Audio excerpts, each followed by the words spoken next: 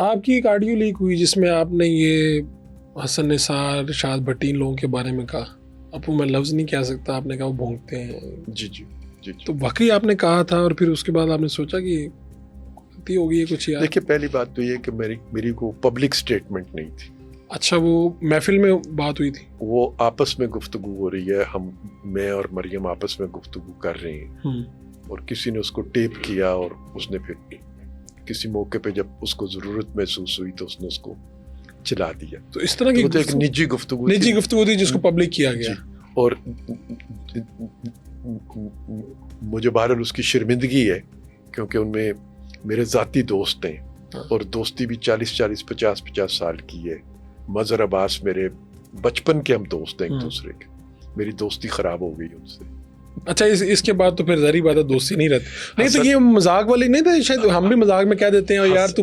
حسن نثار کے ساتھ بھی بہت ہی قریبی تعلق ہے میرا.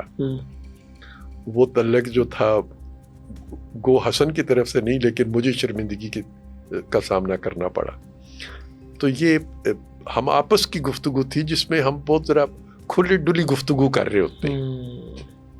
تو وہ کھلی ڈلی گفتگو میں بہت زیادہ لوگ تو شریک نہیں ہوتے، تو کسی اہم بندے نے وہ فریضہ سر انجام دیا ہوگا، یعنی کوئی معمولی آدمی تو نہیں ہوگا جو آپ کے اور ان کے درمیان بیٹھا ہے، کوئی پارٹی کا اہم. یہ بھی تو ہو سکتا ہے کہ جو جدید ٹیکنالوجی ہے اس کا فائدہ اٹھا لیا. مشرف دور میں جو کچھ ہوا آپ نے اسے معاف کر دیا. جس طرح کا میں آپ کو جانتا ہوں، جس پرویز رشید کو میں جانتا ہوں، وہ تو یہ بھی نہیں بتاتے کہ میرے ساتھ ہوا بھی ہے کچھ. دیکھیے یہ میں لفظ معاف بھی نہیں استعمال کرنا چاہتا نا. میں کون ہوں کہ میں کسی کو معاف کروں گا؟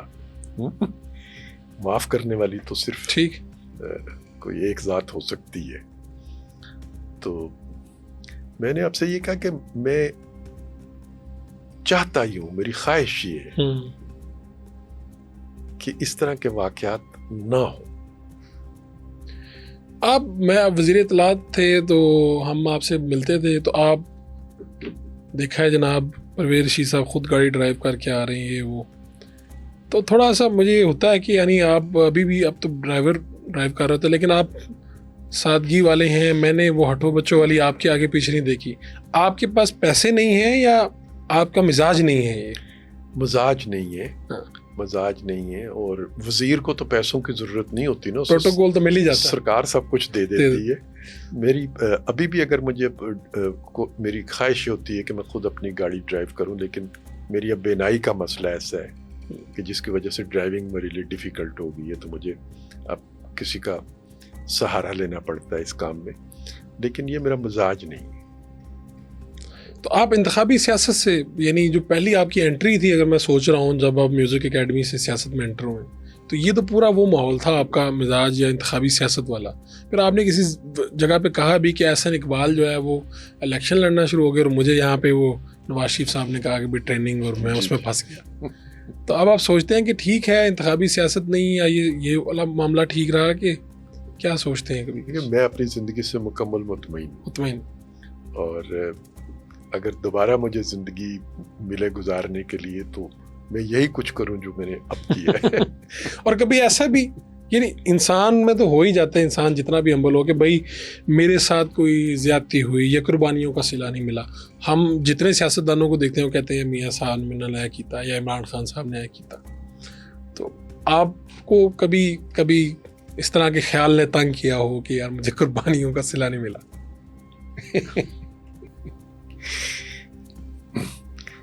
یہ سیاست جو ہے کیا اس لیے کی جاتی ہے کہ آپ کو کوئی اس کے بدلے میں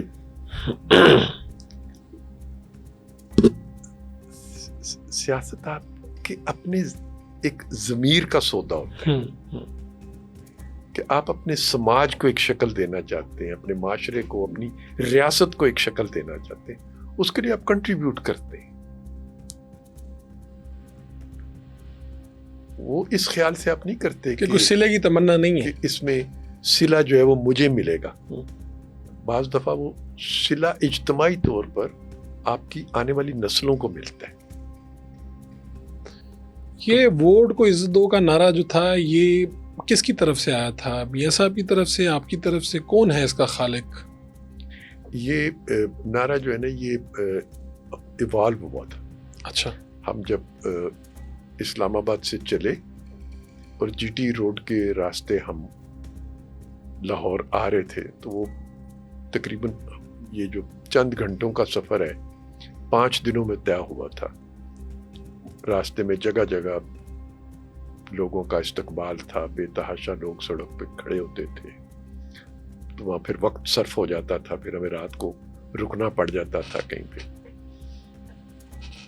تو اس دوران جو تقریریں ہوتی تھیں میاں صاحب کی، جو گفتگو ہوتی تھی میاں صاحب کی، اسی میں یہ باتوں باتوں میں میاں صاحب کی تقریروں کے دوران ہی یہ بن گیا اور نعرے کی شکل اختیار کر گیا اور لوگوں کے دلوں کو بھا گیا اس وقت. تو اب پارٹی قائم ہے نا ووٹ کو عزت دو کے اوپر؟ ابھی میں نے آپ سے بار بار تو کہا کہ جمہوریت کا تسلسل جو ہے یہ اس کا آپ ابھی جمہوریت کے تسلسل کے اوپر آپ کا کہہ رہے ہیں کہ مین فوکس یہ ہے، آپ اس کے علاوہ ادھر تو ووٹ کی عزت اسی کا ایک حصہ ہے. لیکن جمہوریت کا تسلسل مجموعی بات ہے. جمہوریت کے تسلسل اسی کو کہتے ہیں کہ ہر 5 سال کے بعد آپ کے انتخاب ہوں اور وہ بغیر کسی مداخلت کے ہوں. ٹھیک.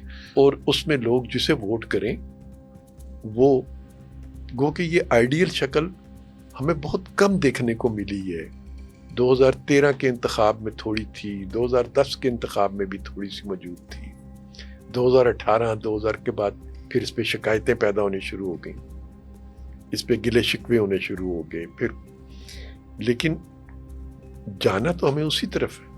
تو پرویز صاحب آپ اسی لیے میں آپ سے کہہ رہا تھا کہ آج بھی اگر کوئی اپنے آپ کو جمہوری قوت کہتا ہے تو اس کو تو اس بات پہ بیٹھنا چاہیے نا کہ آنے والے انتخاب جو ہیں ان کو کیسے غیر متنازعہ بنایا جائے. ٹھیک. لیکن وہ کہتے ہیں کہ میں تو بات چیت ہی کرنے کو تیار نہیں ہوں.